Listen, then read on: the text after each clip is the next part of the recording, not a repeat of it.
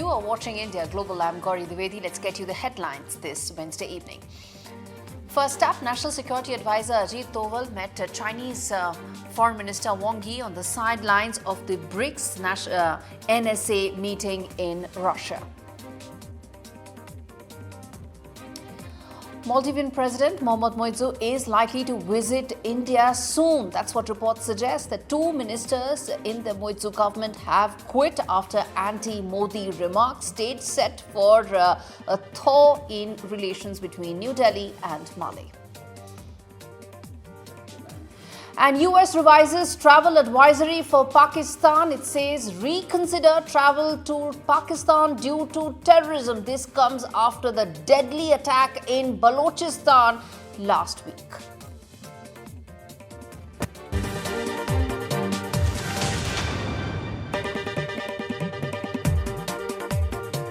On to the first big story that we are tracking right now, which is National Security Advisor Ajit Doval is in Russia for the BRICS NSA meeting after Prime Minister Modi's Kiev visit. This is now Ajit Doval in Russia for the BRICS meeting, and in fact some of the comments and statements that have been made by Ajit Doval have been regarding terrorism, where he's spoken about the modern security challenges that the world is facing, particularly BRICS is facing, and also about ICT related challenges. Remember, there are cybersecurity concerns now that are very amplified in the wake of how technology can be misused by state agents or non-state agents as well. He also spoke about the need to address them through joint efforts that the BRICS framework can implement to ensure that these challenges, if not eliminated, they can be minimized. This is at the BRICS NSA meeting in Russia in St. Petersburg, where he also in fact said that the BRICS members should come together to fight against terrorism. That's the big word and the big messaging coming in from India at the BRICS sidelines, where he also met the Chinese Foreign Minister Wang Yi. He also spoke about BRICS unity, and he said that the unity of the bloc is its guiding light and biggest strength. All right, let's get in. Mohammed Ghazali, my colleague, tracking this meeting closely for us.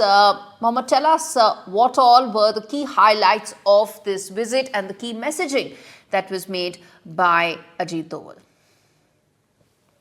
See, 3 points, Gaurie. One, that how we know that before Mr. Doval was set to attend this BRICS summit of the NSAs, it was expected that Mr. Doval will be going there to Russia and meet his counterpart and also the foreign minister of Russia for proposing the peace plan which India has been talking about. And he was to carry the message of the Prime Minister, the first one, that how solutions cannot be found on battlefield. This is not the time of war, and a peace proposal which could bring both Russia and Ukraine on the same table. But besides that, the other significance of this particular meeting is after the BRICS meeting, he also met his Chinese counterpart, who had a range of discussions with him. And what was expected that if you see the timeline, in the last 6 months, Foreign Minister Mr. Jaishankar has met his counterpart in ASEAN-India summit earlier this year, also on the sidelines of previous SCO foreign ministers meet. And on both the occasions, China and India have shown a lot of promise to resolve the border dispute, the disputes along the LAC. And it is expected that even today, when Mr. Ajit Doval met his counterpart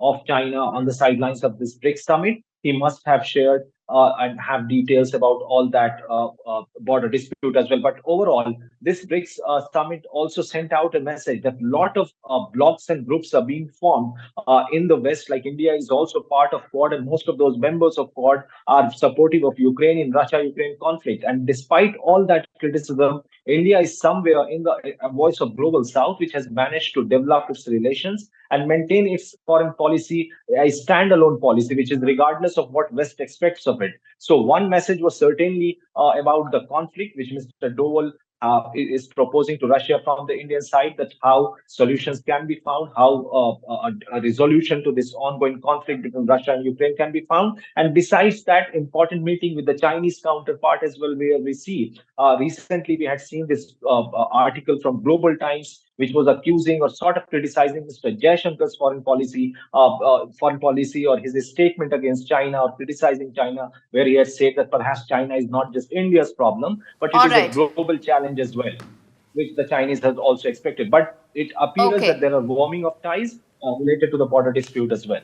All right, we leave it there, Mohammad Ghazali. Appreciate you talking to us on the big story there. Let's shift our focus now to the first big discussion on India Global today, which is around Pakistan. Well, there have been a series of blasts that rocked parts of Balochistan last week. In the wake of that, there's now an advisory, a travel advisory that's been issued by the U.S. Embassy, even as there is now greater possibility of more turmoil on the streets of Pakistan. There have been massive protests led by Imran Khan's party, which is now asking he be released. And given the draconian law that's been passed by the Pakistani government, it is able to ensure a greater crackdown on opposition. Where does this lead? What is the dynamics in terms of impact on India, the security implications? Does it mean a more volatile border situation for us? We talk on all that and more with my guests this evening. In the first discussion on India Global, we have Dr. Zakir Hussain, former research fellow of ICWA. Thank you so much for taking out the time. And we also have Imtiaz Gul, who's a senior journalist joining us from Pakistan. Imtiaz, let me start with you because I want to understand the situation right now on ground, as this, what it seems like is extreme volatility, extreme turmoil, possibly greater clashes that could be in store between PTI supporters and the government, even as there are now all signs that no side could actually back down from here. Well, this is an unfortunate situation that Pakistan currently finds itself in, and the top leader of People's Party, Bilawal Zardari, also alluded to this in his speech to the National Assembly a couple of hours ago, in which he said that if today the government is rejoicing what has happened to the PTI people, then tomorrow it could be us, it could be the ruling party, the Pakistan Muslim League. And that's why we need to create a situation in which all parties basically find a middle ground for taking Pakistan out of the current crisis. And this is something that obviously not the majority of Pakistanis don't like. But the irony of the situation is that even though Bilawal Zardari is talking about this explosive situation, his own party is very much part of the coalition that is currently ruling Pakistan. His own party has grabbed 2 governorships out of the 4, and then a number of ministries, sort of, so to say. So the party is enjoying power, sitting pretty, while lecturing the other senior partner, Pakistan Muslim League, in showing restraint, in showing accommodation. And he also is saying that, look, the job of the government, of the sitting government, is not to inflame the situation, but to douse the fire. But this basically comes across as very ironic that these both are Yes, partners Mr. in the Gul, I'm going to coalition. come and ask you, give me about a minute. I'm going to come back to you to ask about where does this go from here, because it seems very volatile right now. But Dr. Hussain, talk to us about the security implications of this, because the internal turmoil in Pakistan that has been on ever since those cases were slapped in on Imran Khan, this year's election verdict, which has been which many believe, of course, is a complete mockery of the election process itself. And since then, it's just been downhill in terms of yet another nail in the coffin as far as Pakistan's fragile democracy is concerned.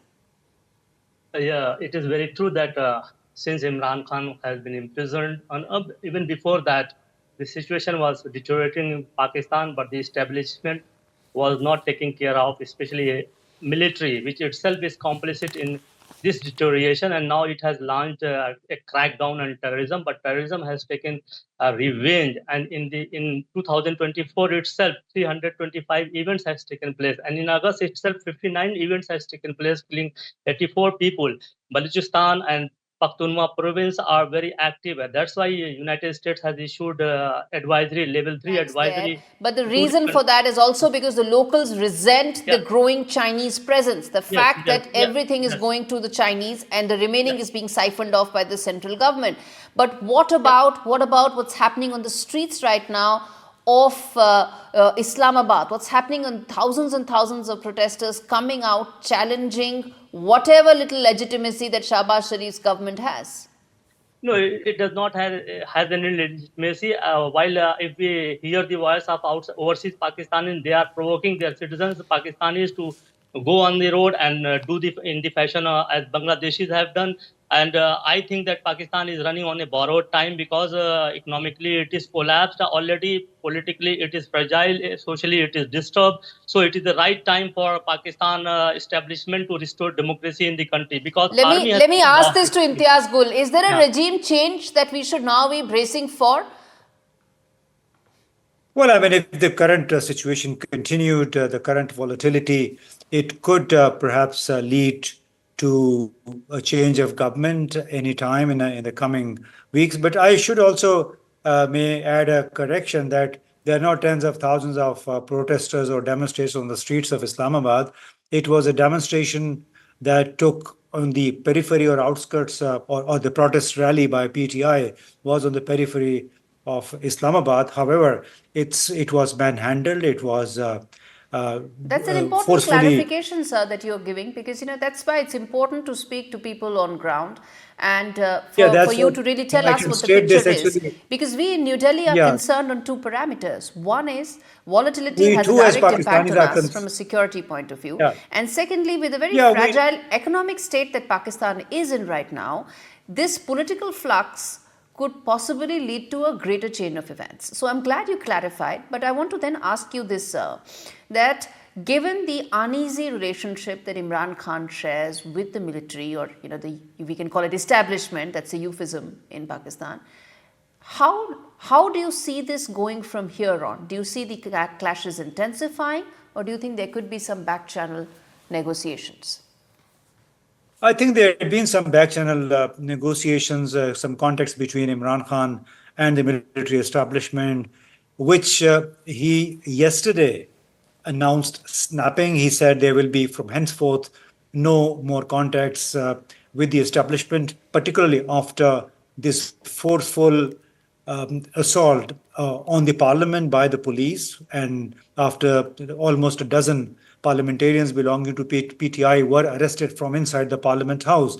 So that was an unprecedented situation, which also put the government then on the defensive, because in the heat of the moment, probably the Minister of Interior ordered this action inside the Parliament, which is sort of enraging. The majority of Pakistan is really outraged. But now I think there's the Speaker of the National Assembly is trying to mend fence, trying to correct the situation. However, this has been a very, very inflammatory action that the police took, and it has added further fuel to the fire. How should Dr. Hussain, very quickly, I'm completely out of time, sir, 30 seconds. How should India be reading this situation right now?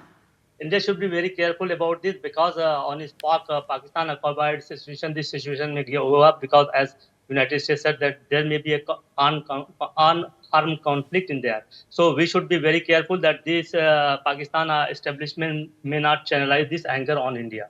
So all right, we leave it there. Yeah. Dr. Hussain, Imtiaz Gul, thanks so much for breaking things down as they stand in Pakistan. My sense is I'm going to revisit this story sooner than I may like to. But on that note, a quick break. We come back on the other side, talk more about what's the latest as far as Maldives is concerned. Maldivian President Mohamed Muizzu is scheduled to be in India. Will there be a thaw in relations? We talk on that after this very short break.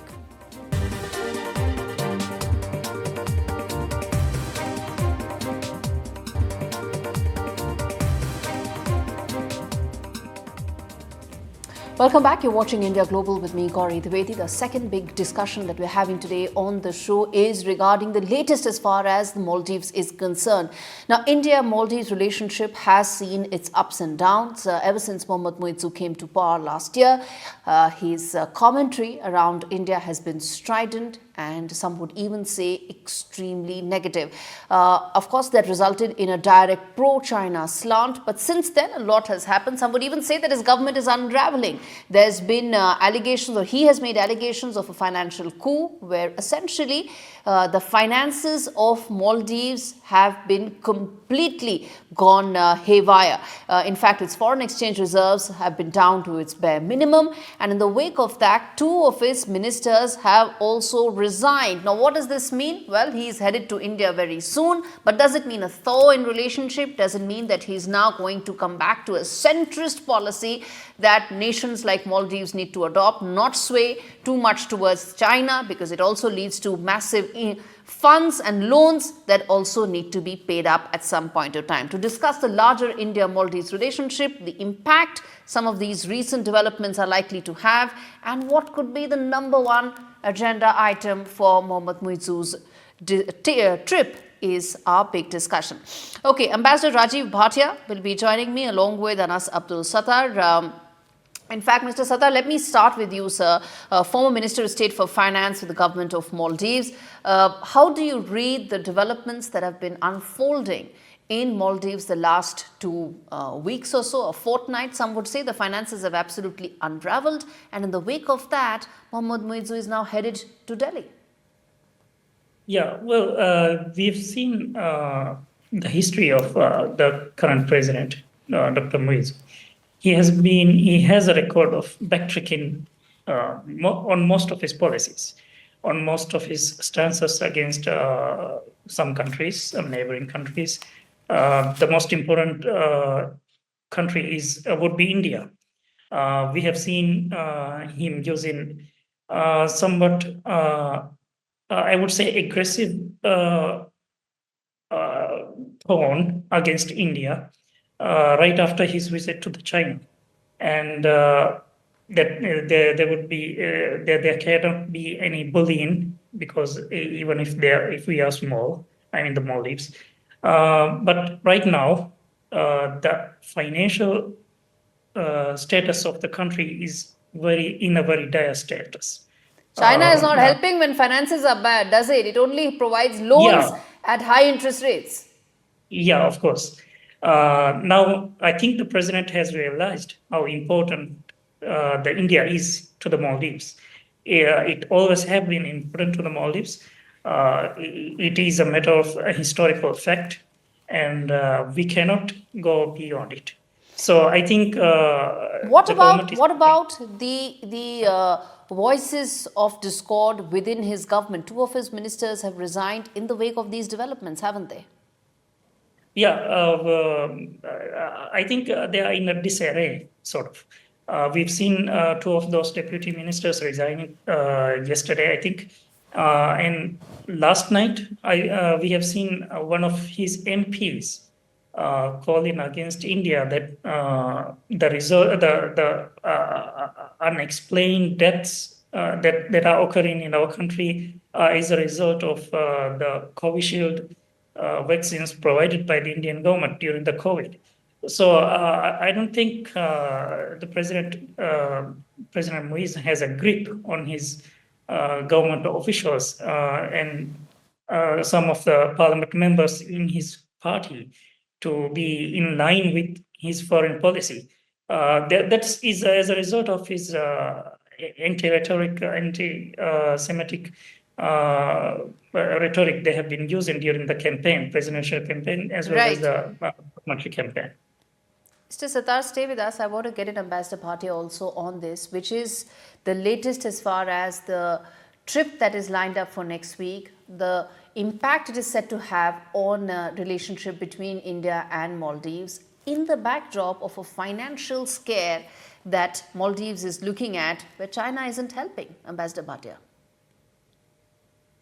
Yes, thank you very much for having me here. I think the discussion so far has been very interesting. I want to contribute by highlighting that the positive change that is happening in Maldives' external relations now is obviously the result of 2 or 3 factors. Fundamentally, as I see it, geography is asserting itself, and history of close relations between India and Maldives is helping in that process.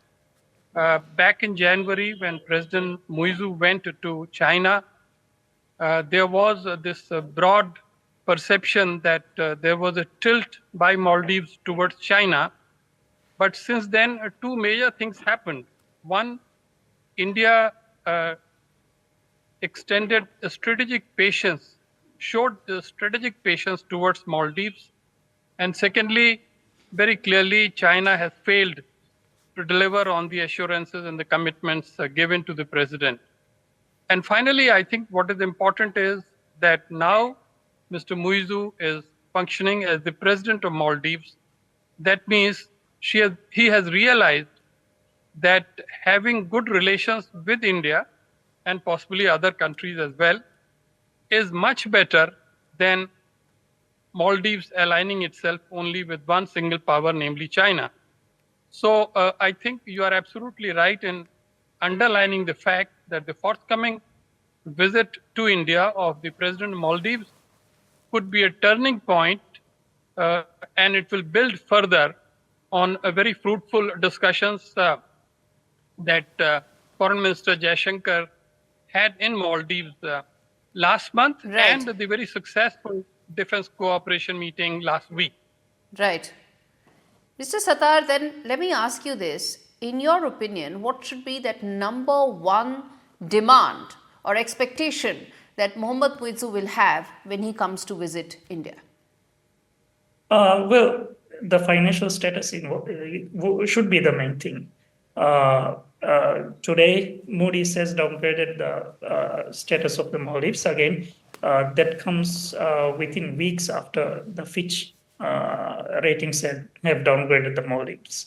So the agenda, the first priority of President Muizzu should be gaining assistance, financial assistance from the Indian government.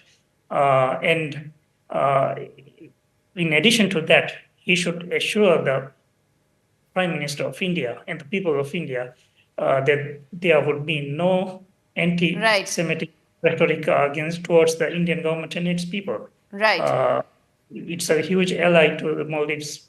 Absolutely. Ambassador Bhatia, quickly, sir, what would be India's expectation when it extends? I'm sure it will extend a financial lifeline to Maldives at rates that are concessional and beneficial to them and benevolent, to say the least.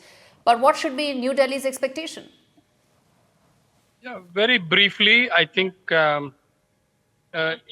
India will very clearly convey to my mind that Maldives is very important to India. It is an important neighbor. And in that context, there would be an attempt for further intensification of the strategic partnership that binds India and Maldives. And this is not a partnership between the two governments. It is a partnership between two peoples. And Yes. therefore, I think if Maldives is receptive, a message can go out from Delhi that more Indians should visit Maldives for tourism purposes, and more Maldives people should come for all kinds of purposes, health, Absolutely. training, skill development, etc. Thank you. Absolutely. That strident commentary from Mohamed Muizzu has impacted the people-to-people exchange and tie-ups between the two countries. Thank you so much, Ambassador Bhatia and Anas Abdul Sattar, for joining me on this edition of India Global. The fact is that India should and probably will extend a line of credit to Maldives at concessional rates because it wants the economy and the country to revive. At the same time, the expectation should be that Mole and Muizzu cannot continue to lean towards China in good times and come back and expect India to help them in their bad times. All right, with that, it's a wrap on this edition of India Global. Thanks so much for watching.